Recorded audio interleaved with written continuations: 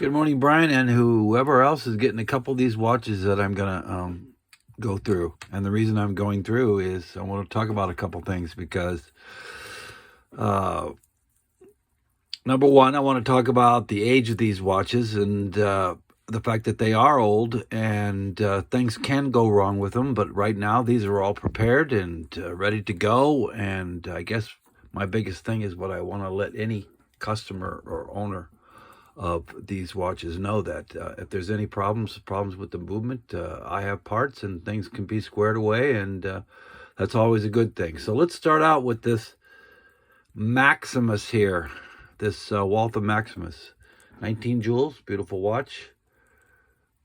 Let me clean off that bezel a little bit. Let's see how a little fingerprints on it while we're doing this. So all of these watches are similar. I'm going to do 3 right now, and they're not waterproof, so you want to not wear them out in the rain. Let me fix this a little bit. There we go. You don't want to wear them in the rain. I take mine off when I do the dishes, etc., etc. So, and other than that, they're wear everyday watches. So let's start with the Maximus here. There we go. So when I wind only in one direction, and that is forward direction. I don't go back and forth with any of these watches. So a slight pressure in on every single one. It's just the way they're designed. And in the forward direction until it stops. And as we know, this Maximus here has 19 jewels. It was beautiful to work on. So there, we're stopped. So now setting the hands. Instead of a pull out on the crown on this watch, we're going to pinch behind the crown. Okay. Let's see. We can hear it. Hear it go back in.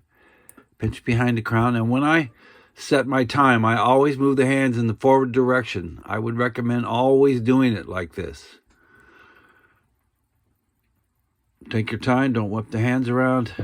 Set your time. Pushing the crown, and you're good to go. Now let's do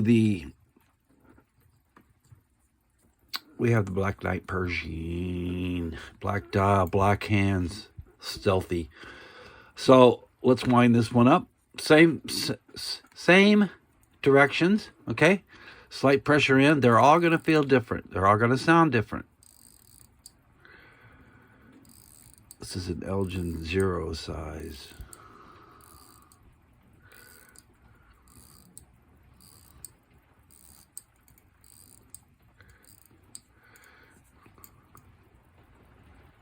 Beautiful.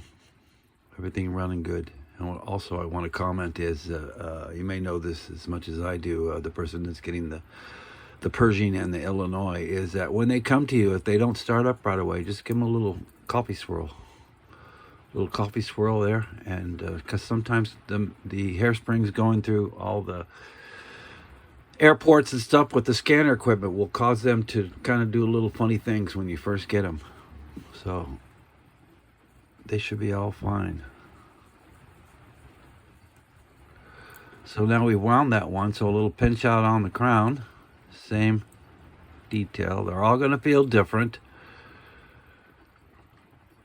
And don't whip the hands around. And like I said, if you have any problems later on, we have a way to get a hold of me, and we'll always be able to take care of things. So set your time. Push in the crown. Okay, it's a good solid click. Okay. Everything is good. And so that's the Elgin Pershing. So now we have our very cool 3/0 size Illinois. And I know there was some, we wanted to make sure that we had a crown with the sleeve and stem setup that would not cause any problems later on. That's probably been the hardest thing about this particular watch.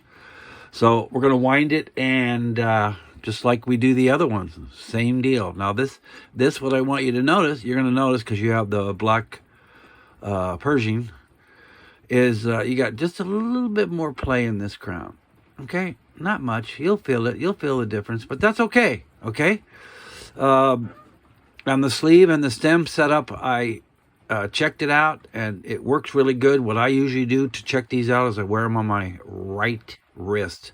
So that way the crown is up on my arm like this. And so when you move your arm, it's going to rub against the crown. And so if there's any problems with the crown, the stem and sleeve setup, it's going to show up there. And so far I have not had any problems with this, and it's beautiful and it's ready to go. And like I say before, you can always get in touch with me if you have any issues. So let's wind this right now. Same method. Push in on the crown. I don't think you're going to hear this one, the gears in this one at all. But it's going to feel different than the black Elgin, just because they're two different manufacturers and they have two different setups for the keyless works. So there we go. This one's tight. Looking at the second hand, running, beautiful. So that's how it's going to be when you get it. So let's set the time. A little pinch out on the crown. Okay.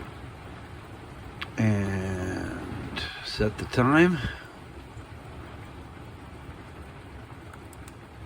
And make sure you get that click, okay? Let's do that again. Pinch back on the crown. And when you push it in, you're going to hear that click. Okay? It's almost like a little double click, but you can hear it. It's going to click in. There we go. And she's a beautiful watch. Rare.